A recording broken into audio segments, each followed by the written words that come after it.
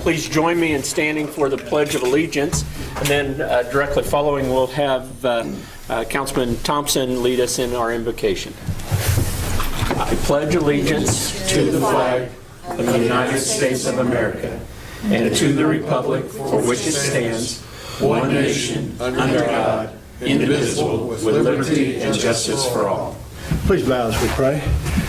Father, we again come before your throne of grace, boldly but yet humbly, and we thank you for how you watch over us and care for us. Tonight we ask your blessings upon us as we meet to address the welfare of and the well-being of this community. We thank you as leaders for the privilege to be able to serve this town. We thank you for each citizen and those others who serve in the departments and on staff. We ask that you be with us tonight, lead us and guide us. In Christ's name, amen.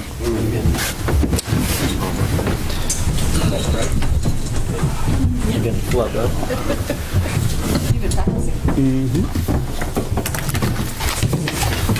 All right. Excuse me just a minute. I've got a bunch of stuff.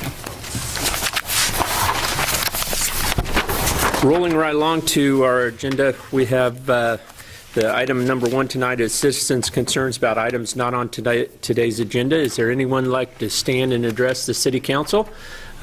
Please step right up to the podium and state your name and address and any of your concerns. My name is Renee Stanley. I live on 125 Emerson Avenue, Bonner. I'm a lifelong resident. And my complaint is the 100 block of Emerson Avenue. I've been trying to address this since May of 2016. As I said, I've lived here all my life. I've never complained or had even come to a city council meeting regarding this. I have 3 houses that are just repeated code violators. I pulled up your property maintenance codes, and I feel like all of the bullets for basic property maintenance guidelines are broken codes for 111. That house has been vacant for 4 years. 115, and of course, as you all know, 120 Emerson. I have pictures. You can't even walk on the sidewalks in front of 111. The sidewalks, I got pictures of the sidewalks. They're tore up, there's debris on them, and you can't even walk on it. 111 hasn't even been to that house in 4 years. They've been vacant for 4 years, so you can imagine how it looks. And Mr. Mackey's house, this is an ongoing problem. I got a message from Barb today saying that the case was closed for the August 1st situation, but this is just like an ongoing issue. And I don't understand it, why we're having to babysit him on this. Like if I feel like you have to go and tell him each little item. Now, on August 1st, I came home from work, and it's like he just started throwing stuff all over the house, all over the yard. Chair on the sidewalk, I got pictures of that. And I don't think if I wouldn't have complained that nothing would, I think it would have just sat there. This is what I come home to. This is what's sitting on the street right now, that Barb told me today, an email from her today, that he had all 4 tires. I mean, that's what I have to look at. What address is that? That's 120. I mean,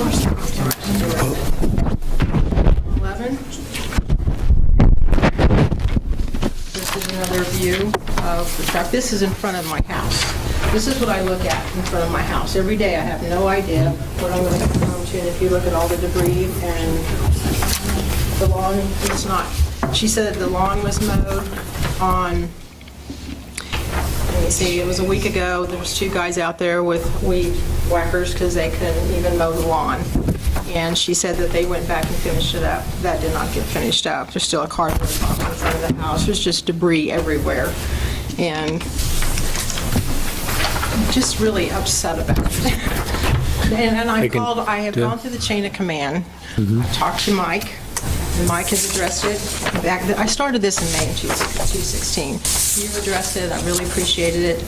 The city manager, I even contacted you, Jeff. I'm just at my wit's end.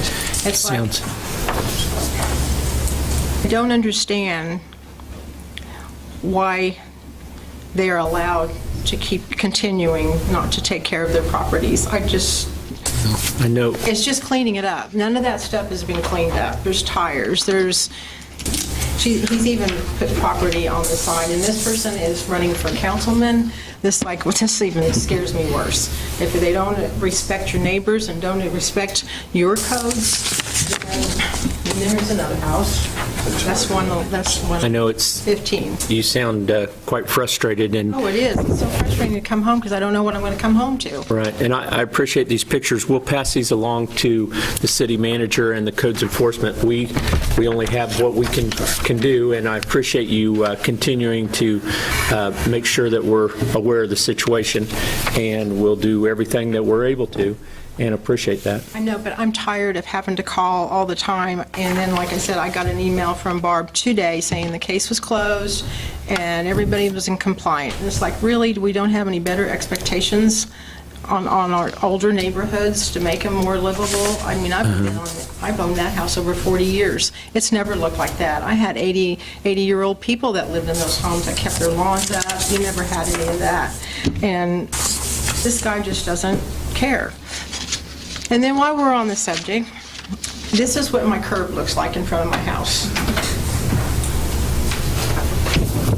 It's just deteriorating from that, as you come into the 100 block. There's other neighbors keep their lawns up, keep their debris out of the yard. It looks like they're trying to, revitalize the neighborhood. But when you have those few people that, here's another picture. I came home the next day. And if I wouldn't call the city, I feel like if I don't call, then nothing's going to be done. That stuff's out there for 4 days until I called and they addressed it with him. He had 24 hours to do something with it. I just don't understand it. Why over a year we're still working with this problem, and it's going to be ongoing. That's the problem. I feel like it's just still ongoing. One night he had started a fire in the back of his shed at 10:30 at night. If I wouldn't have called and asked to have the two enclosed, what do you call those enclosed? Here's a sidewalk. The enclosed. May I ask a question? If you have ever addressed him personally on this, what is his? I've even asked to help. How's his? Does he have a cavalier attitude about it? Is he rude or is he aggressive? No, he's real likable. I'm not saying he's not likable. He had such a terrible mess. He had a roof that he had somebody tear it down, and they left all of the shingles in the yard. Everybody. So that stayed out there, and I called, and so he starts to burn them, which you're not supposed to burn building materials, but whatever. And I told him, I said, Jordan, I said, you have got such a mess. You've got the vehicles out here to clean this up. I'll be glad to come over here and help you clean it up. He'll get it done, but he doesn't. The enclosed trailers, I had 2 of them on the block for months. When he started the fire in back of his shed one night at 10:30, the emergency vehicles would not have been able to come down the street and do what they needed to do if I wouldn't have called and they had to remove that day. It's just ongoing, and I don't, I pay my taxes, I've lived there, and I just feel like it should be more respected. He doesn't respect any of the neighbors. And I told him that one day. I said, you've got really good neighbors here. I said, and you're a terrible neighbor. Well. I just told him, I said, you're a bad neighbor. And I said, I'm tired of being mad at you. He parked his vehicle in front of my driveway. I couldn't even get in my driveway. And I had to go knock on the door. Well, I didn't mean to leave it there. Well, you did. Now I can't get home. I can't pull in my driveway. If I have people over to my house, I can't park in front of the house. There's times he's got 5 vehicles out there. He's got that red one out there. He's got a yellow one up the street that's broke down, been down there for 6 months. The tags haven't expired, but the vehicle does not work. So he has it sitting there, been there 6 months in front of the neighbors next door. He's either got a black trailer, a white truck, and then that big white truck that's sitting in front of my house right now, and usually it's got trash in it. I know there's probably nothing that can be done about that, but then when I do call the city and I have somebody tell me, well, you can't change people's habits, I'm not trying to change people's habits. Follow the code. It's simple. Well, that we'll certainly do, and I appreciate all the frustration that you've had concerning this. All I can do is pass this along to our chain of command that we do have, and encourage them to continue to enforce the codes that they have, and any codes that they haven't been, encourage them to. We'll try and keep a close eye on all the pertinent and appropriate enforcement, and again, I apologize for your need to have it continue to be involved and call and be vigilant on this, but I really honestly believe that's a part of what we all have to do, is be vigilant and continue to notify those along the way. So I apologize, but compliment you for making the complaints that you have, and hope you'll continue to do that. I don't want to, though. I know, and I appreciate that, too. I got an email Yeah. from Barb today after 4 o'clock and telling me the case was closed, that everybody was compliant. I thought, really? We don't have better expectations out of our town than this? You can't even walk on the sidewalk. The sidewalks are tore up. Can I ask another question? Is any of that going to be addressed anytime soon? I mean, I've been there 40 years, and the curbs have never been redone. Well, we The did sidewalks start, haven't been we did redone. start to include curbs and sidewalks on our street program, so we are making our way through the curb and sidewalk concerns, but we have a lot of concerns, and I don't know if that one is in the list yet or not, but we'll certainly put those into the inventory, the concerns that we have to work our way I through. did see at one time that it was approved for Emerson and Cornell and Shidley, and so I guess that's why I'm kind of asking. The first thing they're going to do is replace the water lines, I believe, in all those areas, I think. And then after the water line's been redone, then they'll come back through with the road and the curb and sidewalks as necessary. So, yeah, and it is a work in progress, and it is frustrating because it takes longer than anyone, all of us too, would like. But it is, hopefully we'll do it in a manner that we are the best stewards of the money that we are spending on improving it. So And like I said, 40 appreciate it. years. I know. And when all that rain comes and I've got broken curbs, and it's not a good thing for me. I And recognize also, that. if I wanted to sell my house, I look at this as a financial thing too. Mm-hmm. It's making my property value go down. I keep my house and my yard up. So if I want to sell my house, I'm not going to get, who wants to look at that across the street? Who wants to drive up the street and see a red truck on the road and just debris all over? Mm-hmm. It's just a sad situation to me, and it hurts me financially. And then, appreciate it. and I'm paying the taxes, and that's what I'm really. I appreciate that. Okay, thank you for your time. Certainly. Thank you. Thank you. Anyone else that'd like to, please? Oh, it is my turn. Good evening. My name is Travis Slankard, 411 Alcott. As most of you know, I run the farmers market. We average 700 to 1,000 people every Saturday coming out downtown now, except for August 5th when it rained. I was there. Yeah, I saw you. Yes, thank you for coming out when the rain did stop. I had 6 vendors that stuck through the whole thing with me, and it really. They stuck it out because I stuck it out, and I stuck it out because they stuck it out. It was inspiring, at least. It was miserable, but inspiring. And Chris Wood dancing in the rain, that also kept me going a little bit. But I have had 2 requests from 2 separate people now. So we've been operating for 3 months. We've exceeded my expectations. But I've had 2 people now separately come to me and ask me if there would be a way that there could be a table or booth that a city council member would be present at during market hours to address citizens. A lot of people have complaints, a lot of people have questions, they just want to ask somebody why is there still storm debris sitting in front of my house? Why is my curb not painted, and it's supposed to be painted because it's in front of a fire hydrant and people park there? Yeah. So it's obviously I understand you won't take any action tonight, but this is just a request. We do see a good chunk of people come out. And a farmer's market isn't necessarily the venue you would expect to see city council at, but I also have people wanting to set up booths to enroll people to vote and do other political community type things. It is 4 hours every Saturday, so I mean, I don't expect anyone to give up every Saturday of their life, but my request would be, would it be possible, even if I could advertise it twice a month, that there would be one or two or however many city council members are going to sit there, so people can come up and mainly talk. Obviously, you can't take any action at the moment, but there seem to be a lot of things, and I have recently become the recipient of a lot of these questions and a lot of these things just because I'm out there every Saturday.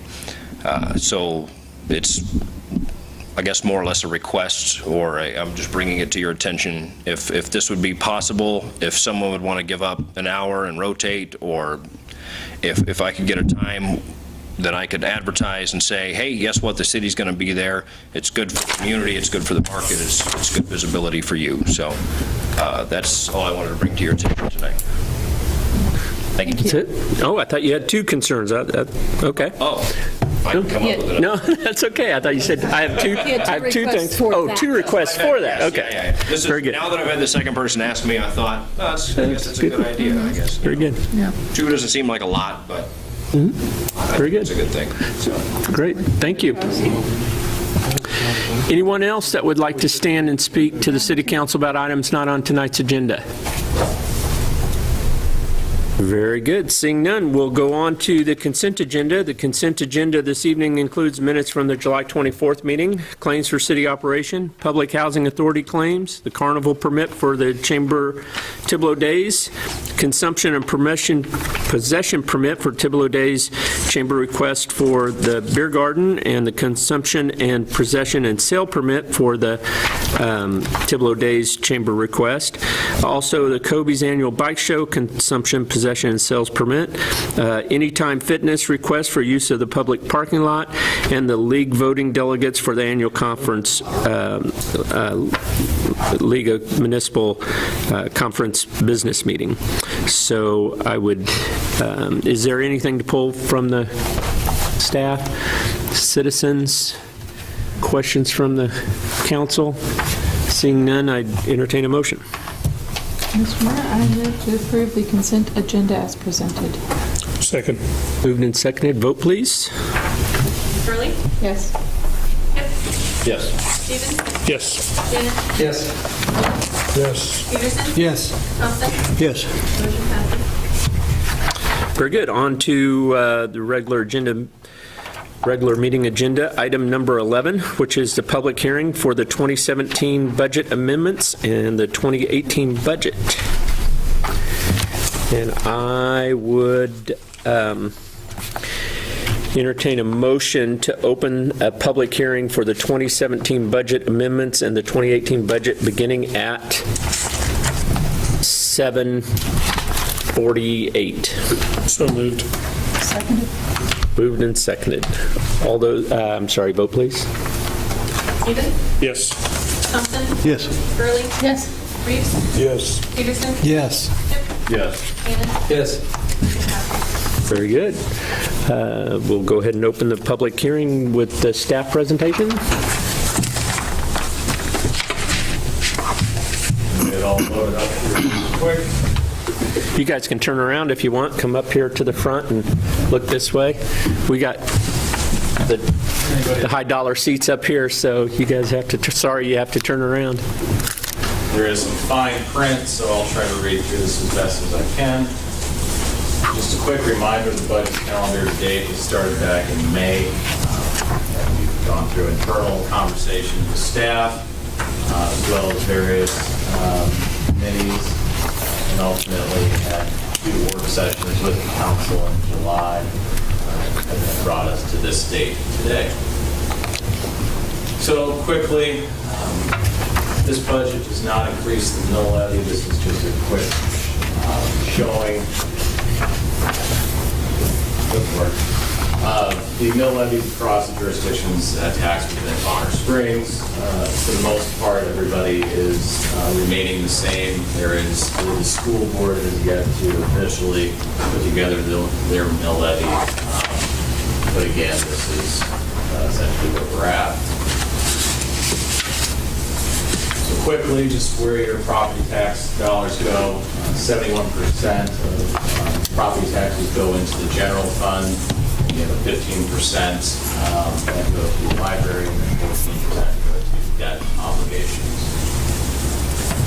The goals for the 2018 budget, as they have been in the past, continue to try to conservatively estimate what our revenues are going to be and balance those with the expectations of what our residents have for services. This builds off of some surveys that we've done in the past, also the strategic plan that we did last year, namely to provide a high level of quality services, continue street, sidewalk maintenance, and address items that were in the strategic plan, as I mentioned. All in all, the budget is a little over $18 million, inclusive of utilities and general fund. We did, again, maximize our contingencies with the budget, 10% general fund expenditures, which is the maximum allowed under state law. What this does is allows for adequate carryover for the preceding year. And again, this is something that we did in 2017 as well. What this does is helps eliminate the need to cut budgets mid-year if revenues fall short or unforeseen expenditures arise. One of the things, I think, the next slide, is, again, we are still balancing the impact, or trying to understand the impact of the property tax lid, which went into effect, or goes into effect this year, January 1st, which essentially freezes property taxes to a level at CPI. There are some ways of increasing property, or excuse me, the mill levy, namely debt service and public safety, to do that. So that being all said, there is no public vote required because we're not increasing it beyond what the CPI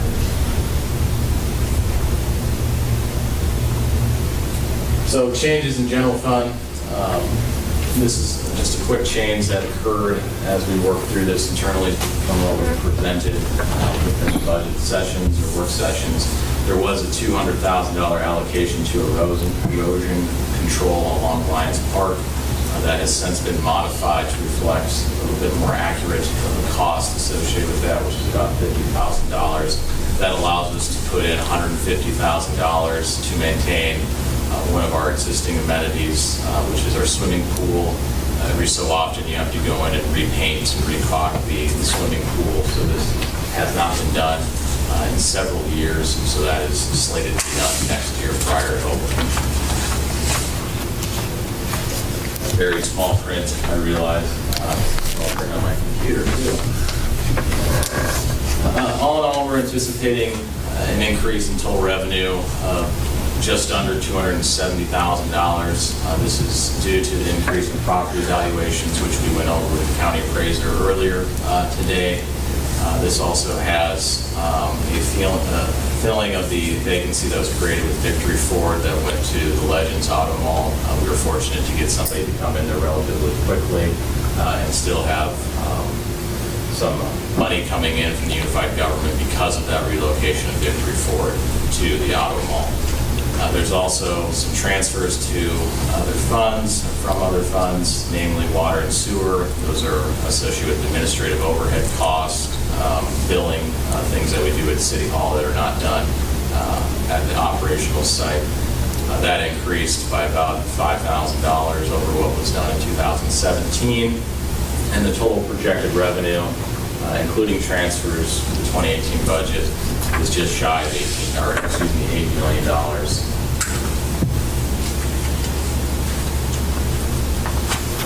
So budget revenues, just a big blown-up chart. Essentially, our biggest revenue streams are sales and use tax at 34%, property tax at 18%, property tax at 18%. This is just a quick graph showing for the past few years what sales tax collection has been.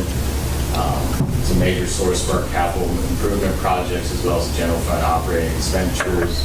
The city's total sales tax rate is 9.25%, which is inclusive of 2.25 sales taxes, so our total tax is 1.75. Revenue from the two sales taxes are collected for special revenue funds, which is emergency, which is for police, fire, and EMS capital, and then our capital improvement fund that we have. Those are not included in this graph, but you can see that that red line is just reflective of a linear trend. And then property tax is our second largest single revenue source. It's based on the assessed valuations of taxable, real, and tangible personal property in the city, and all property within the city is assessed at fair market value. Again, we went over some of this stuff earlier today. All in all, we're looking at an estimated valuation in 2018 of close to $74 million, which is an increase over approximately $69.7 million in 2017. Expenditures, things to just note, we are in the process of trying to clean up our funds. We've had several different funds that have been allocated for small expenditures.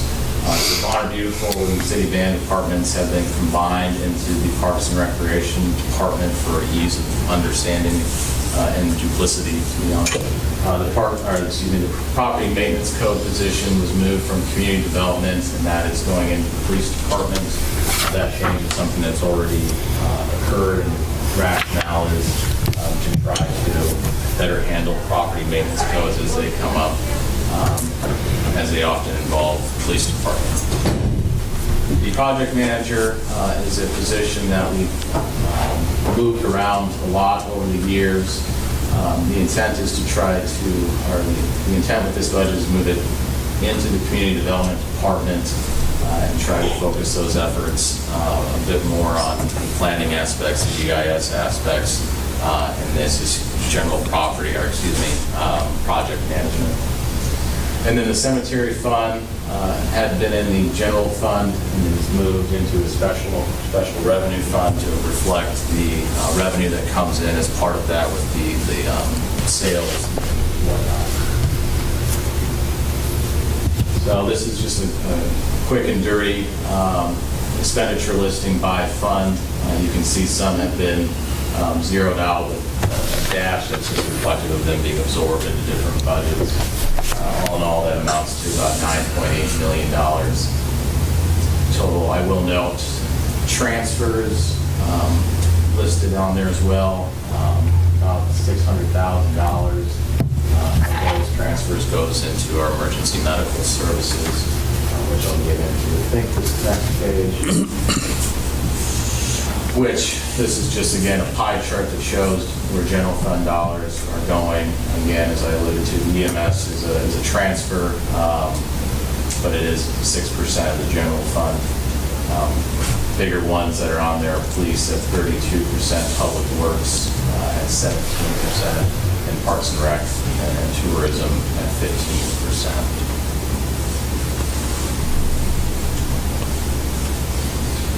One driving force in this year's budget was a survey that the city embarked on, which was called the National Citizen Survey. It captures residents' opinions within essentially three pillars: community characteristics, governance, and participation. And then they break that down by facets of the community, which are safety, mobility, natural environment, built environment, the economy, recreation, and wellness, education and enrichment, and community engagement. A big takeaway from that survey is that 86% of the folks surveyed rated the city as an excellent or good place to live while identifying safety and economy as the priorities for Bonner Springs community in the coming 2 years. So the main conclusions that are reflected in the budget, one of the biggest takeaways is invest in utility services to maintain the high quality of life in Bonner Springs. Overall, the city, per the survey, did a good job of providing services. There were only a few services that received lower ratings than other communities, namely garbage and recycling, water, street cleaning, and then health services. A majority of residents felt that the city should address maintaining and improving city-owned utilities over the next 5 years. So the 2018 budget begins this process to address those lower-rated services. Just quickly, we are allocating $100,000 within our storm sewer infrastructure to replace or redo inlets and stormwater piping.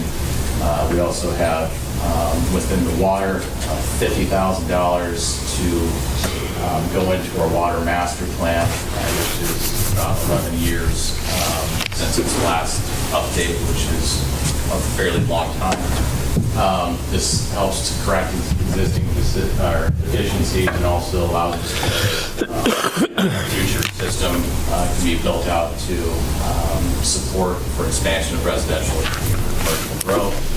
We also have $60,000 in the water fund for the Clark water line replacement.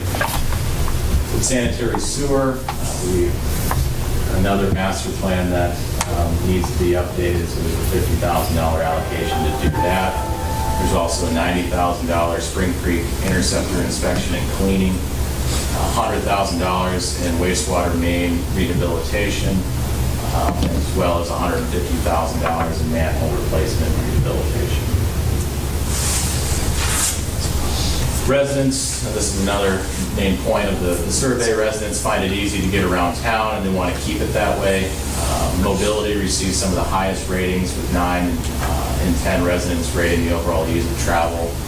By car, it's excellent or good. Overall, residents felt it important for the city to invest in maintaining and improving streets over the next 5 years. What we're doing to enforce that with this year's budget is we're hiring an additional public works maintenance worker. We've held fairly consistent with the FTE count within public works, so this is just ensuring that we're able to maintain what it is we own. We've also got a $15,000 allocation for upgrades to the street sign reflectivity, which essentially allows for people to see the signs. You can usually tell between a sign that's higher visibility versus a sign that's not. There's also a $230,000 allocation for the purchase of a new street sweeper. Again, this is something that's coming out of the survey that people really want to see the street or the community clean, namely the streets. We do have a street sweeper that was purchased several years ago that needs to be updated anyway. And then we have about $975,000 for street repairs for the various types of repairs that are necessary. And we'll hear a little bit more about that in the workshop after this meeting about exactly what that means. But as the county appraiser talk about, we need to have good data in order to have a good output. And the PCR, the pavement condition index, allows us to utilize very good data to put that $900 or nearly $1 million of street repairs to good use. Utility funds, budgeted carryover for 2017 and 2018. The water fund is estimated at 7.5 months of operating expenditure carryovers, and the wastewater fund is estimated at 5 months of carryover. Utility revenues include a 4% rate increase in the water fund and a 4% increase in the wastewater fund beginning in April of 2018. We do have a few amendments for the 2017 budget. The water fund to amend for the Cornell, Emerson, Forest, and Shiley water lines, the sewer maintenance, and the 134th Street, 126th Street pressure reducing or PRV valves project that we did, and a booster station improvement, which was budgeted in 2016 but was not spent. And we've also have an amendment for the 40th Street water line replacement in the industrial park, which is part of a relocation of existing business down to our industrial park. As part of that your water line is undersized in that little area, so it creates a bottleneck, so we need to complete that to ensure adequate water service, and then replacement of some meter upgrades. And then the capital improvement sales tax fund, amend for the Lyon Park Trail extension. If you haven't been down there, we're essentially done. There's some finishing work around that, but now you have a loop around the trail system in Lions Park. There's a quick caveat to that. When you have a circular walking trail, it increases the use by about 80% as opposed to a linear stop and go trail. So, fun fact. And then we also have the electronic welcome sign, which was budgeted in 2016 and not spent. If you've gone up Nettleton, that is being installed currently. They laid the concrete for that last week, and then the framing has been in there, so we'll hopefully have that in place fairly soon. So with that, I leave it with my proverbial quote: "The government is the people, and the budget is a reflection of their need." I think that's especially true this year as we went into our process of surveying the community and getting a real good figure on the pulse as to what their expectations and desires are, and trying to balance that with the operational needs of the city for 2018. That's it. Thank you. I appreciate that. Is there any comments from the citizens? Seeing none. We can go ahead and make a motion to close the public hearing. Mr. Mayor, I make a motion to close the public hearing at 8:07. Second. Moved and seconded. Questions, concerns, comments from the council? Sir. That's an additional here. None. I'd like to tell the city administration how much I appreciate all the hard work and input you've put into not only the budget, but also the determination of the survey, the strategic planning, the wants and needs of the city. So I appreciate that last caveat there, that quote is very appropriate, and I appreciate that. And I think the community is beginning to recognize and value and trust that in our city government. So thank you very much. No other comments. I'll ask for a vote, please. Reese? Yes. Peterson? Yes. Shannon? Yes. Stevens? Yes. Early? Yes. Thompson? Yes. Yes. I don't even get to vote on that. I should get to vote. I'm going to throw my weight around and vote. I vote yes. On to item number 12, which is approve the 2017 budget amendments and the 2018 budget and establish maximum expenditures. I'd go ahead and ask for staff. Do you have anything to add? Nope. Citizens, questions, concerns, comments? Seeing none, I'd entertain a motion to adopt the 2017 budget amendments and the 2018 budget. Mr. Mayor, I make a motion to adopt the 2017 budget amendment and the 2018 budget. Okay. So moved and seconded. Any other questions, concerns starting down here? I didn't think so, but I want to make sure everybody gets that opportunity. Vote, please. Reese? Yes. Shannon? Yes. Stevens? Yes. Early? Yes. Yes. Peterson? Yes. Thompson? Yes. Yes. We'll go right on to item number 13, which is the bid award for the demolition of the police building. Staff? This is coming back to you for council approval, just to refresh everybody's memory.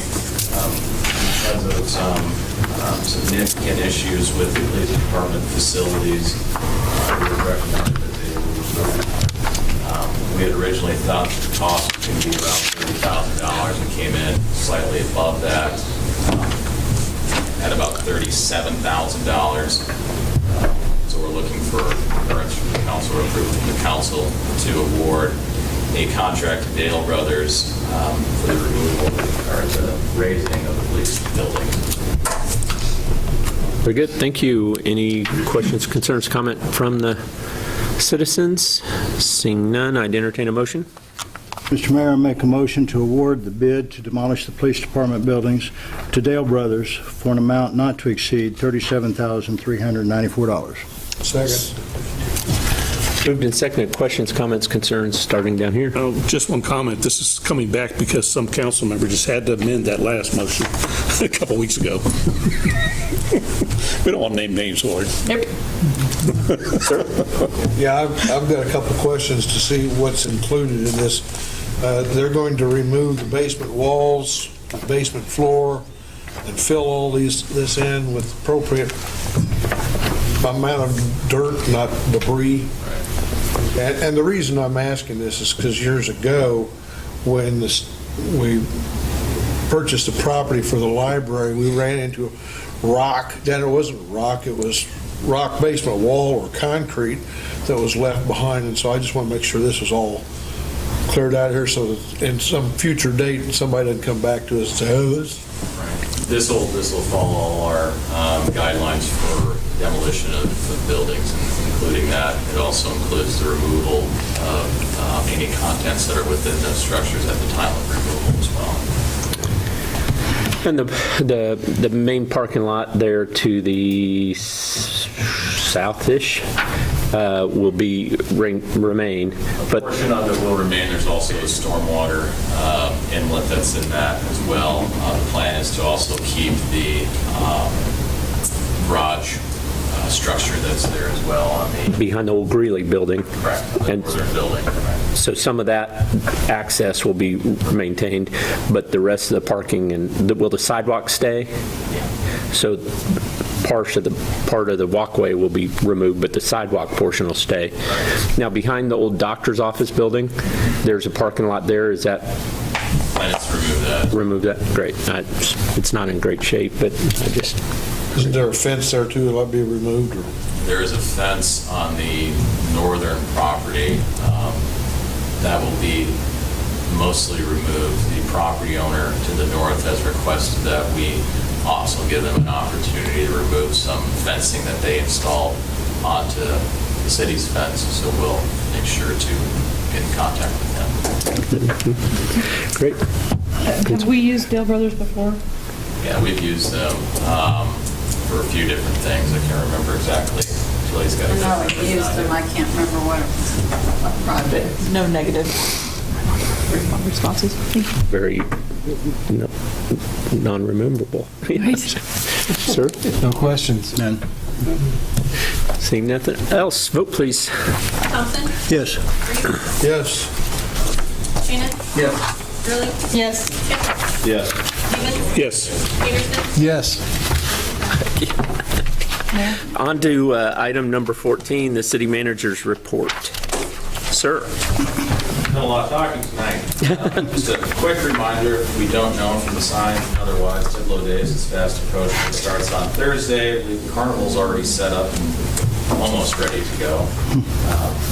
We're pleased that you're able to make a show at that, as well as the Mayor's Banquet, which is on Friday at 6 p.m. I also want to thank everybody for coming out to the National Night Out hosted by our police department as well as our fire department here, EMS. Everybody, well, from other jurisdictions around the area. The Sheriff's Department was there as well. Great turnout, something that I hope will continue into the future as a way just to have the police engage with the community in a positive, reinforcing way. Also want to thank everybody that attended the 26th and 7th annual spaghetti dinner.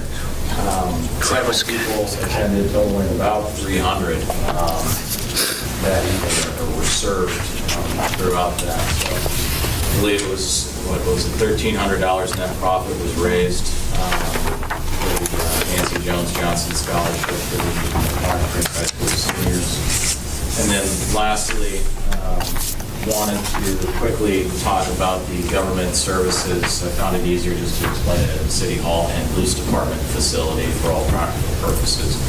We had that meeting, a public forum last week. There was around 150 people that ended up attending that meeting. It was a really good meeting, lasted quite some time with a lot of good questions, pertinent questions. and people were able to get their information, also fill out some cue cards and ask some additional questions to follow up on. All in all, people were able to look at some basic renderings that were providing some location-based ideas about City Hall and the police department and where they ultimately would go. Quickly to rehash, they had an option of utilizing the 1918 building based on what we've done, our consultant has done with space needs. Utilizing the 1918 building would also need an additional facility for the police department functions, primarily because of the needs of the police department that are not necessarily suitable for that building. The second option was to utilize this existing space that we're in, demolishing the City Hall and building on top of it, as well as the community garden located to the north. And lastly, a third option was more of a generic out on K7 sort of idea. All in all, the community was able to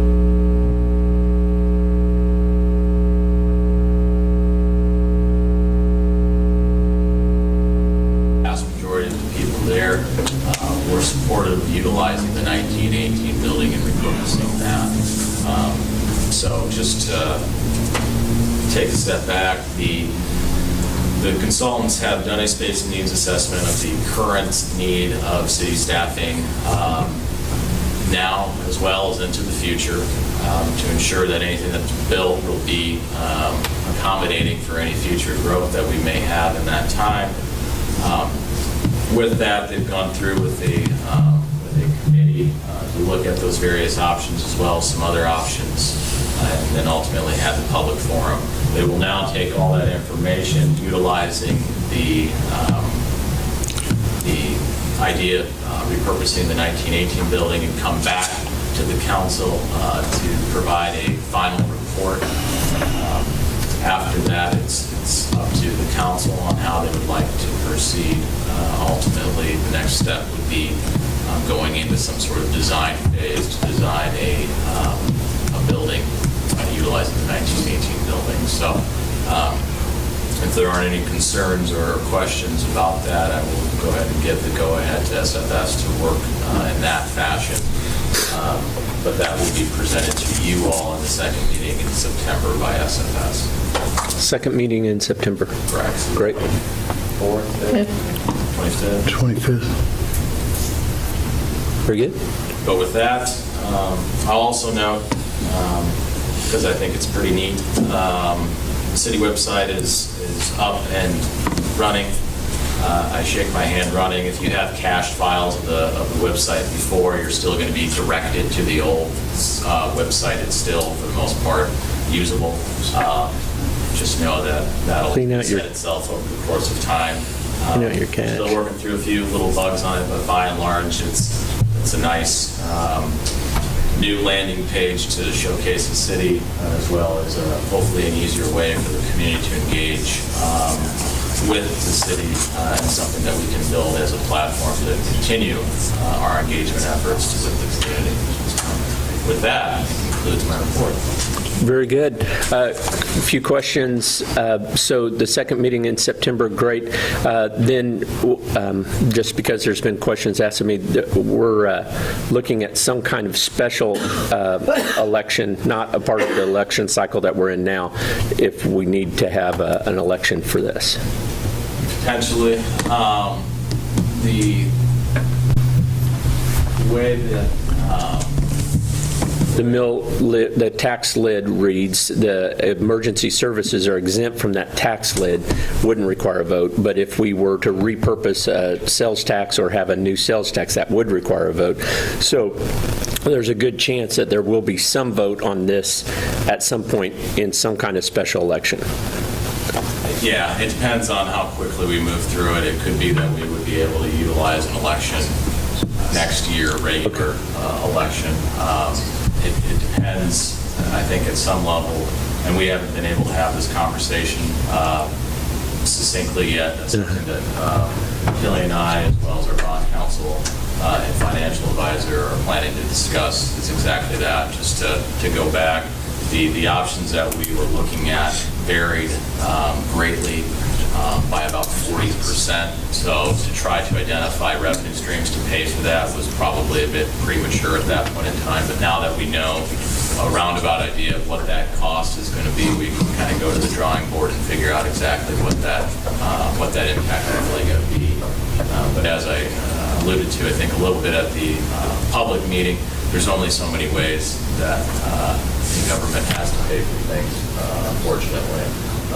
But the intent is to try to use some commingling of the funds. Not a very good accounting word, but use some diversity of funds to help pay for this. Hybrid, yes. There you go. Good term.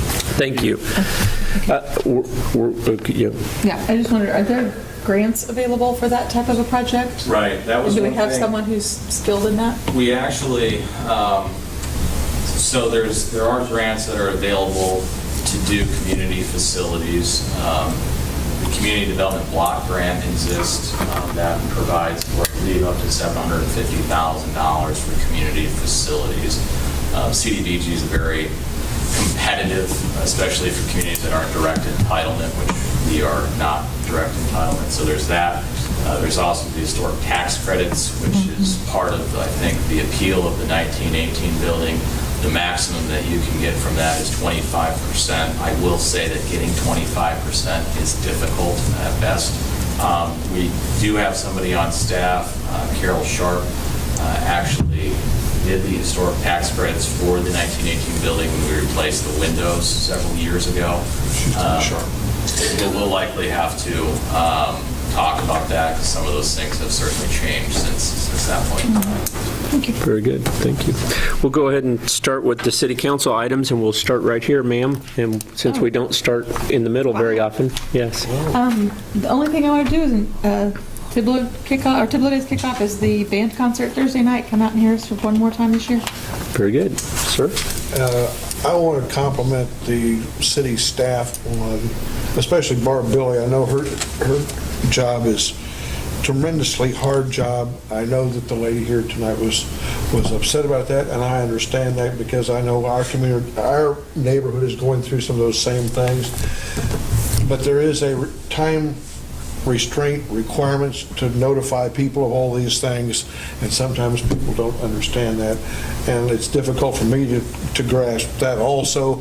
But I do want to compliment the city staff in the way that they handle those situations, because even when people are not trying to follow the law and do things their own way and circumvent the ordinances we have, we still have to follow them and do due diligence for the way we do business here.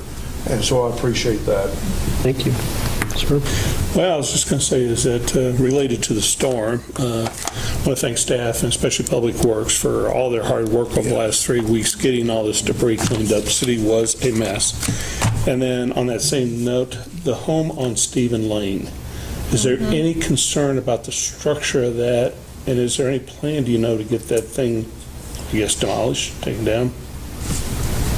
Because I'm concerned it's going to, that structure might collapse, and then we got bigger problems. I don't have an answer to that question for you tonight, but I will look into it and I'll get back to you. Okay, appreciate that. That's it, Mr. Mayor. That's the street right across from the park entrance that has the tree laning Yeah, on it? that second home in Yep. off of Morris. Very good. Anything else? No, that'd be it. Thank you. Sir? Sir? Sir? I got to spend time with the park board last Monday night in Lions Park. They completed the trail, so we actually walked to the trail. As a group, we went over a lot of budgeting items and things that they're looking on. I don't know if we have a plan for North Park bathrooms yet, or you've already addressed it. I wanted to reach out. I'll send an email for follow-up or whatever, but that's high priority with anyone with kids up there. And but the park board, they got a lot of neat things going on. They're gonna move some stuff up and finish off the volleyball nets with, and then they're looking at moving the frisbee golf up there to North Park as well for more utilization and more space. So go out and see the park. That's all I have. Sir? Just want to congratulate all of you and thank all of you for your hard work, for the a fun time Thursday night. And it was very rewarding to see that the amount of people that were there felt that the continuation of keeping the 1918 building was definitely very important to them. And somebody remarked to me, they said, well, I think that building should have been torn down a long time ago, and I said, well, it's next year it'll be 100 years old. And I said, but it's in very good condition on the outside. And I said, but how old are those buildings in Europe? And they said, yeah, and that's, to me, we're so quick to start tearing down things. And I'm glad we're not going to do it. Anyway, thanks for all your hard work. All right, thank you very much. As part of the mayor's portion, we're not going to tear down that building right at the current time, but we are tearing down 2 other buildings that haven't had the life or length of life that that building has, and I appreciate you bringing that back to us. That is part of the city that I think is, it's right in the heart of the Bonner Springs, and I think the improvements that we make to that will help out the whole community in the future. Also, I'd like to take a minute to talk about the severe storm we had. This was followed by a record number of calls for service for the police department, as well as the fire department and the fire department's record calls.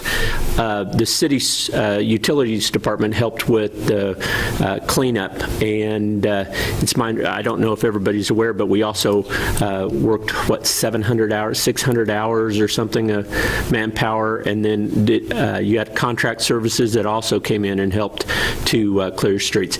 Now I understand the deadline was last Friday at 2. Is there still some areas remaining in the city?